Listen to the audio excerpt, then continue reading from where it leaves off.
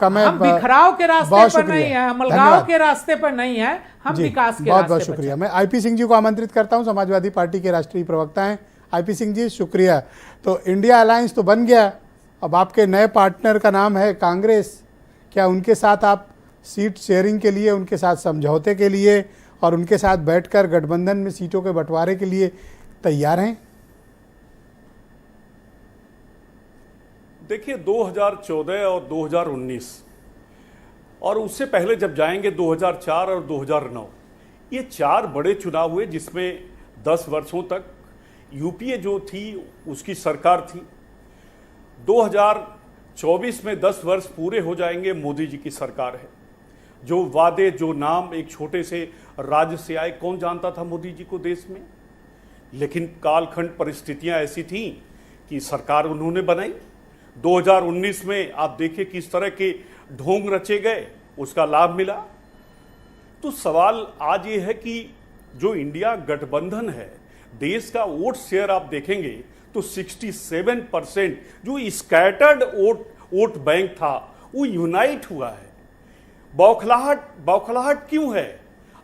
आपने 2014 से 2023 तक इसी जो मीटिंग हुई है 18 को, आप बताइए कभी आपने सुना कि एनडीए की कोई मीटिंग हुई है? एनडीए घटक का अध्यक्ष कौन है? ये बौखलाहट है। जब पटना में जब ये गठबंधन बैठा तब बीजेपी बैकफुट पर आकर एक बार विचार करने लगी। लेकिन शायद कोई ऐसा घर नहीं जिस घर को इन्होंने तोड़ा ना हो। पीडीपी को सर, अब आपके सामने अगला चैलेंज होगा जिसकी गठबंधन में सीटों का बंटवारा। जिसकी एक मिनट जिसकी जी मैं उस पर आ रहा हूं। देखिए उसके बाद देखिए महाराष्ट्र में शिवसेना की उंगली पकड़कर बीजेपी चली, उसकी क्या दुर्दशा हो गई। आप पंजाब में अकाली दल था, उसके साथ आपने क्या किया। तो देश की जनता, वो नारे जो थी, बहुत हुई महंगाई की मार, अब की बार मोदी सरकार। गैस सिलेंडर के लिए प्रधानमंत्री कहते थे कि भाई जब आप वोट डालने जाइए तो घर के अंदर जो सिलेंडर रखा हुआ है अगरबत्ती दिखा कर जाइए। 300 सर सिलेंडर को सामने ये सब ना करो सर। सिलेंडर आज 1200 रुपए बहुत सा डेंजर है सर।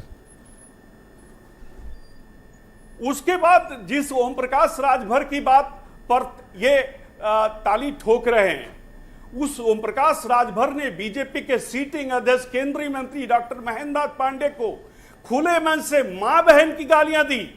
और 2019 का लोकसभा चुनाव, मैं तो आपसे निवेदन करूंगा कि आज नहीं तो आगे की शो में जो ओम प्रकाश राजभर का जो दल है जो चुनाव लड़ा था उसका वोट शेयर दिखाएगा। कहीं 1000 वोट, कहीं 500 वोट, कहीं 1200 वोट, ये वोट शेयर था उनका। सर मैं तीसरी बार दोहराता हूं कि आप सीट शेयरिंग कैसे कीजिएगा सर, इस मुद्दे पर आए सर। हम करेंगे। देखिए मैं जो ये हमारा इंडिया गठबंधन हुआ, इससे पहले हम लोगों ने एक नारा दिया था।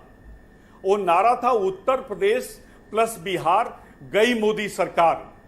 हम तो उत्तर प्रदेश और बिहार के आधार पर ये चुनौती दे दिए थे कि अब तुम्हारी सरकार और ठगों की सरकार, गुजराती ठगों की सरकार देश में दोबारा नहीं आ सकती।